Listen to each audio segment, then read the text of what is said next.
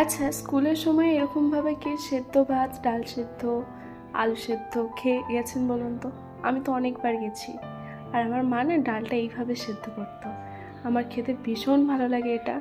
আপনারাও দেখুন, চেষ্টা করবেন এইভাবে বানিয়ে খাওয়ার, খুবই ভালো লাগবে। আর এই যে শুকনো লঙ্কা পোড়ানোর ব্যাপারটা, এটা হয়তো সবসময় করতো না। আমি না ইউটিউবেরই একটা ভিডিওতে এরকমভাবে দেখেছিলাম শুকনো লঙ্কাকে পুড়িয়ে মাখানো। তো সেটা দেখেই আমি এটা করেছিলাম। কাঁচা পেঁয়াজ, সরষের তেল, লবণ আর এই শুকনো লঙ্কা পোড়ানোটা দিয়ে মেখেছিলাম। আলু ভাতাটা খেতে খুবই ভালো লাগছিল।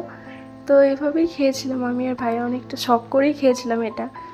আলু সেদ্ধ, ডাল সেদ্ধ আর গোবিন্দভোগ চালের ভাত খুব ভালো লাগছিল খেতে। যদিও আরও অনেকগুলো তরকারি করেছিল, সেটা দিয়েও খেয়েছিলাম পরে।